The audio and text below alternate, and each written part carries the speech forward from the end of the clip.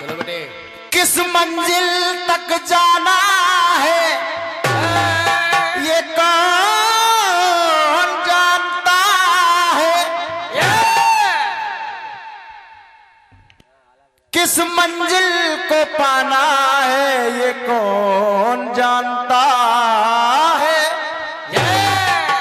ये कई को अरे कहां तक जाना है ये कौन जानता है। हाँ, यही तो क्वालिटी है गले की। हाँ।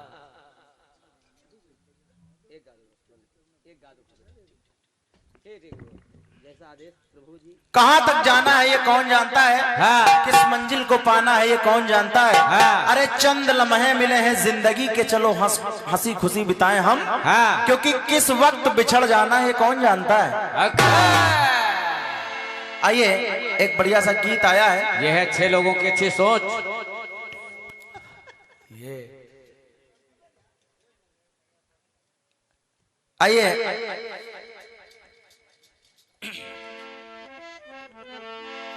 एक कटपीस आई है। कौन से? और बढ़िया सी धुन आई है कौन से? जिसमें आपने गाया है, अरे सो रही थी मैं खोल के किवाड़।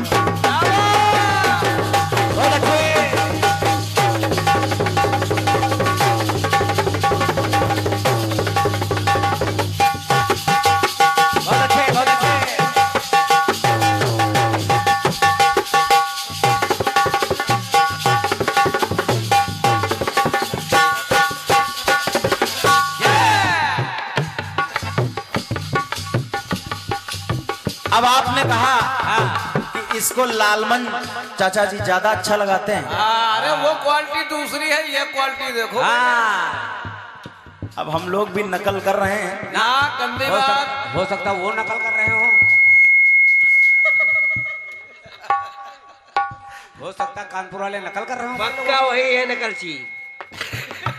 तो प्रयास किया जाता है कुछ अच्छा हो जाए।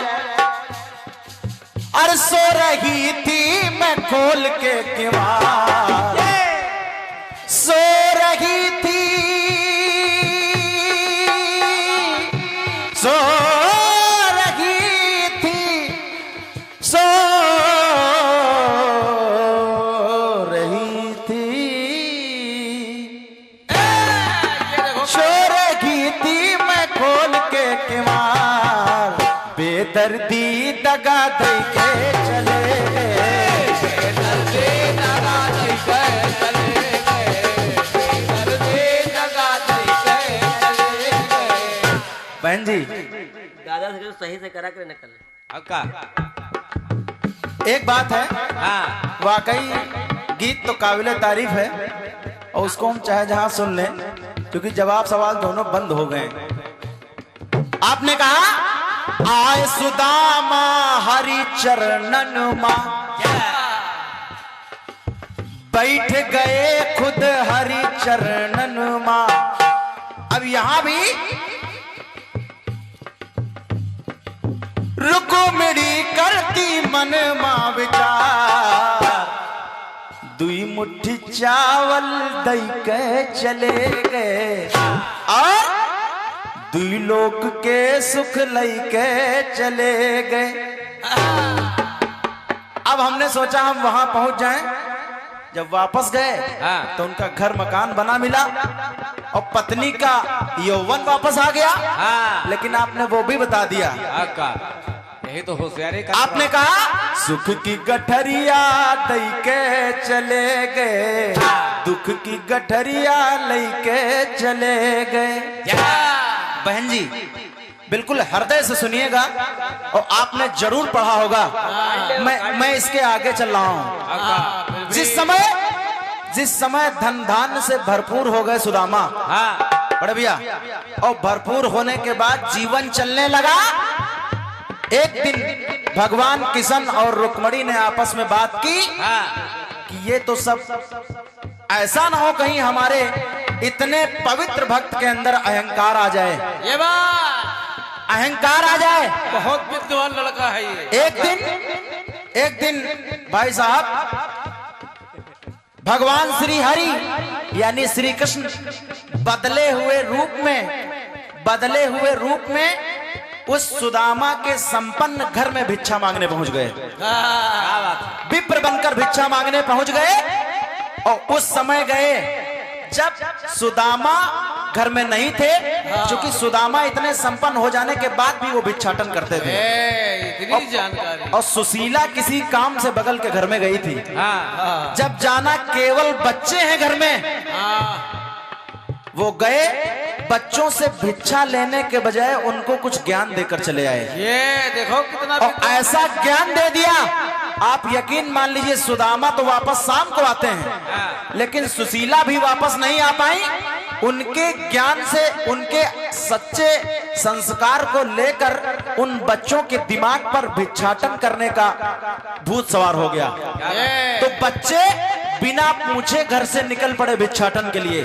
जब सुशीला घर आई, सुशीला ने पता लगाया कि मेरे बच्चे कहाँ हैं। जब सुशीला ने पता लगाया बच्चे कहाँ हैं, वो बड़ी परेशान रो रही है। और जब रो रही है, जब जाना कि ये कुछ अपने शरीर के साथ उल्टा सीधा न कर ले, तो देखिए नारद जी सुशीला से मिले और कहने लगे कि आपको परेशान होने की जरूरत नहीं है। आपके परिवार में परिवार तो धन संपन्न हो गया, लेकिन ब्राह्मण का धन केवल भिक्षा।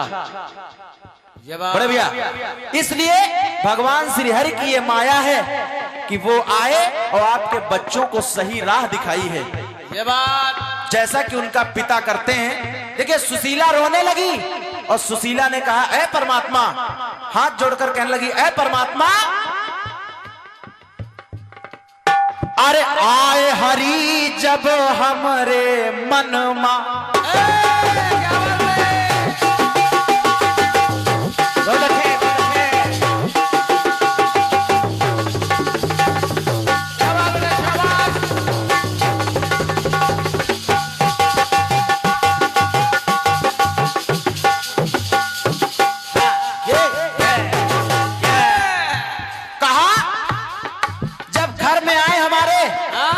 इन बच्चों के आए हरि जब हमरे मन मा, बच्चों के मन में आए तो किया क्या, अरे भक्ति समा गए मन के चमन मा।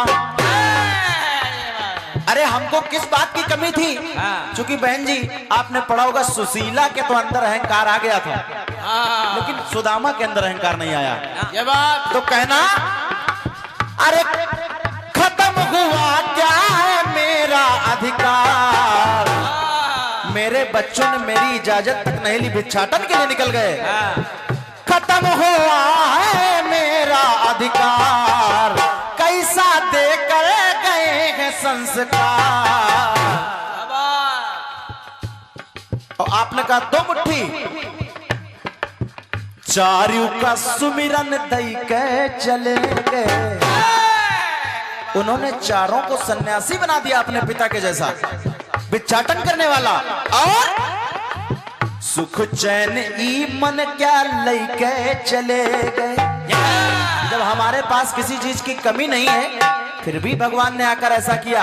हो सकता है उन्होंने अपने हिसाब से अच्छा किया हो, लेकिन एक माँ का हृदय, उसने सोचा जब सब कुछ हमारे पास, मेरे बेटे भिक्षा मांग रहे हैं, चारू का सुमिरन दई के चले गए, सुख चैन ई मन का लेके चले गए।